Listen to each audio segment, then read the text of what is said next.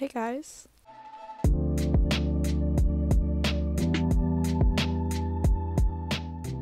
What's up? I'm Sabrina and welcome back to my book nook. So before I start the video, I just want to make a little disclaimer. I've never made a video essay before, but I've always wanted to. I watch a lot of video essays. I just love how long and extensive they are. This was actually an econ project I'm doing for school, but I thought it'd be fun to make a video essay out of it. And I'm also filming this on my phone with earbuds in because I wanted a microphone to talk into because I felt awkward just sitting here without one. So yeah, without further ado, I'm just gonna get into the video. So I think I've always been a bit of a feminine girl. For example, my preschool graduation photos. Perhaps it was partly because I was a somewhat spoiled little girl who liked to be the center of attention at any given point in time, but I thought my big moment should have been commemorated with the best, most feminine outfit money can buy. This outfit, of course, being a pink poofy princess dress with a big fake shiny plastic ring around my finger, smiling at the camera as if I knew this was the epitome of beauty. But as I grew up, as every girl does, I began to reject femininity. My favorite color went from purple to black. My tutus turned into ripped skinny jeans, and I pretended I didn't care about makeup, despite the fact that I had to pencil in my eyebrows for 4 months in second grade after I had accidentally plucked half of them off. However, I came back around, as most girls also do. Now, I wear bows in my hair, I like purple and glittery eyeliner, and most importantly, I consistently buy femininity. But what exactly does that mean? How do you buy femininity? After all, isn't that an abstract concept? So, let's try to define it. The official definition goes as follows. Qualities or attributes regarded as characteristic of women or girls. Examples given include sensitivity, sweetness, humility, and empathy.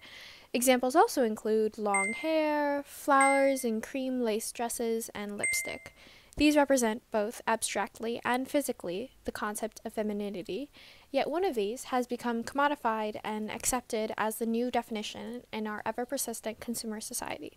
In this video, I plan on exploring the history of femininity and its process of commodification, as well as how we handle it today in terms of female purchasing power, which has recently become more acknowledged. But through it all, the class and racial divisions that are heavily prevalent within beg the question, should we be celebrating any of this? So femininity and the economy have always been closely tied together all throughout history.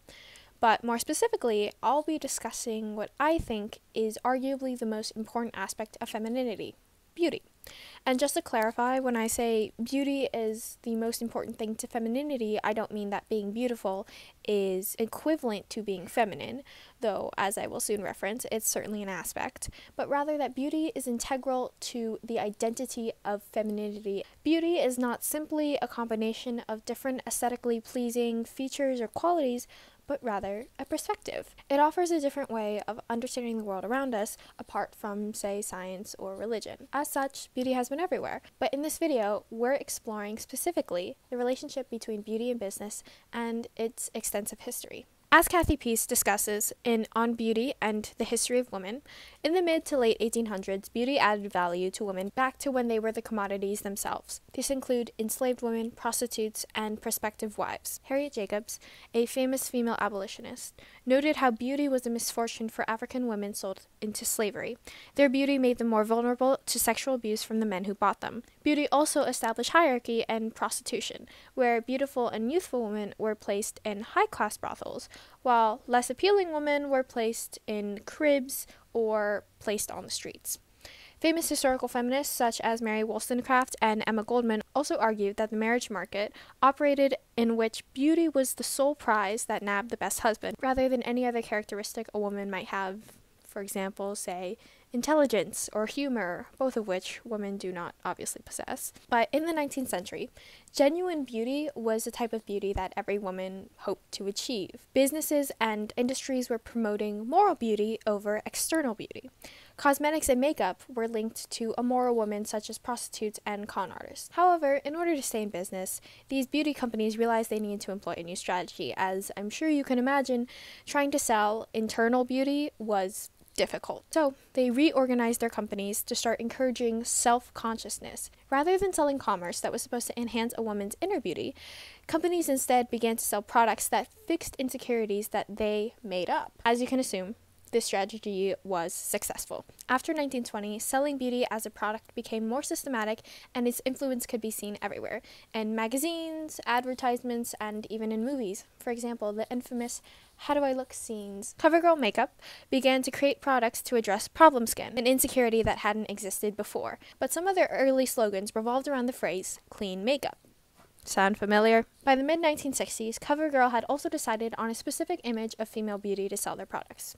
Take a wild guess as to what the epitome of female beauty could possibly be in the 1960s in the US. If you guessed, quote, young, white, blonde, skinny, and absorbed in her own beauty, you would be correct. Historically, the female consumer was always assumed to be white and middle class, as evidenced by the rising trend of department stores in the late 1800s to early 1900s. Consumption was linked with the necessity of both paid and unpaid work in buying groceries, clothing, or whatever else the family might needed. All these tasks fell onto the women of the household, who were expected to handle all deeds in the domestic sphere. So, it made sense that consumerism was an outlet of power for them when they had no others. However, beauty industries also did direct their business and marketing towards working class women, women of color, and immigrants.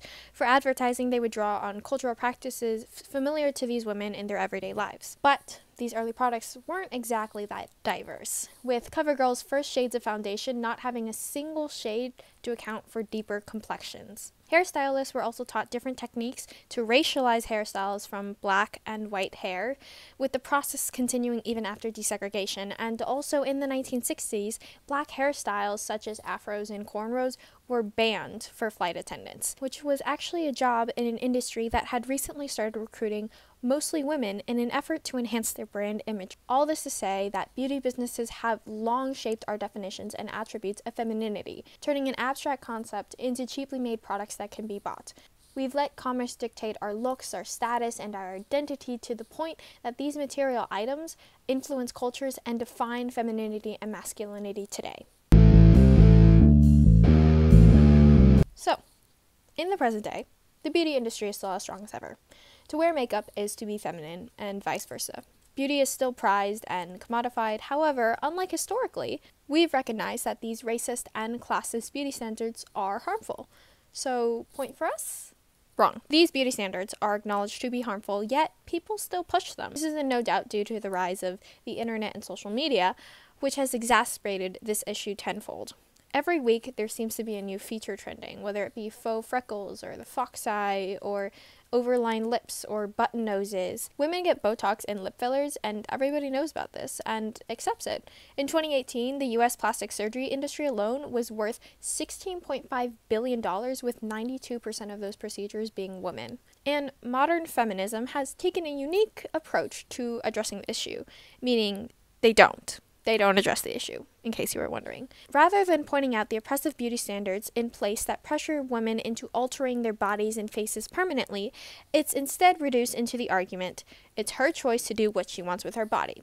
This is best described as choice feminism. Let me make a disclaimer. In no way am I ever saying a woman can't have autonomy, because yes, they're right, it's her body, and she can choose to do what she wants with it.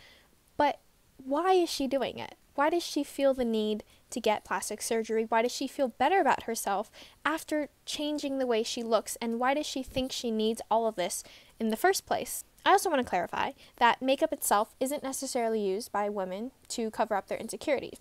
It can be a form of self-expression or art. But I want to specifically acknowledge the instances where makeup is used to change or create features in a way that can impact a woman's self-esteem. But I also bet you're thinking, isn't the whole point of feminism not to be critical of other women? To which I would say, I completely disagree. I'm a feminist, always have been, always will be. I feel like I have to make this disclaimer on this channel a lot, but feminism doesn't necessarily mean supporting every woman for every single choice they make simply on the basis that they are a woman. Yes, women are all connected in the sense that we are oppressed underneath a patriarchal structure, but that doesn't mean that because of that, we can't be criticized for our actions.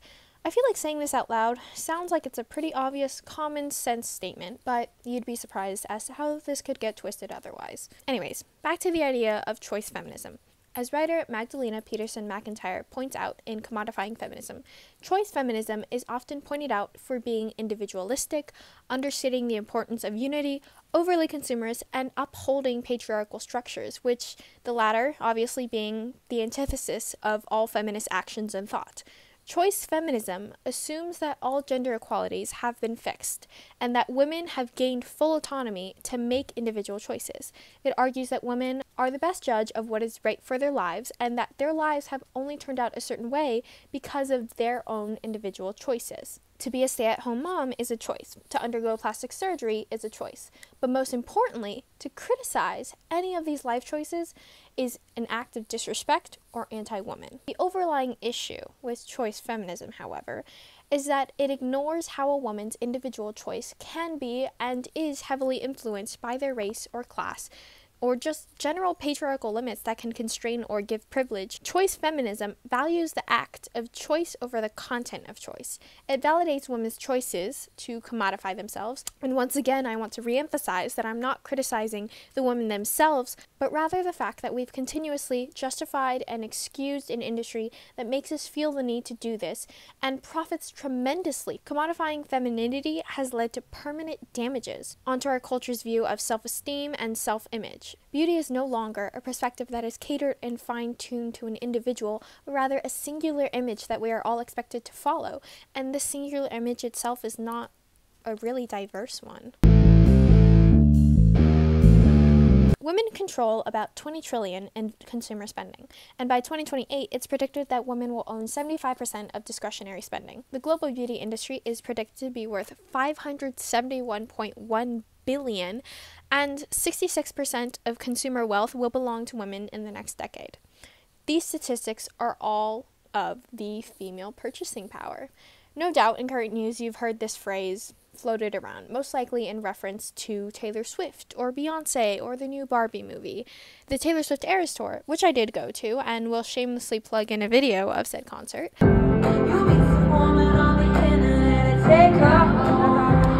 generated close to $5 billion in the U.S. economy alone. Beyonce's Renaissance Tour also contributed another $4.5 billion, and the Barbie movie made nearly $1.5 billion. All three of these big events not only also broke numerous records, but reawakened the conversation about the impact of female consumer spending. However, as I was doing research into female purchasing power and the history of commodifying femininity, I realized that it's not entirely that inclusive. Race and class bleed through it all. When we talk about consumerism and the female demographic that feeds into it, there is inherently a class and race difference in that conversation.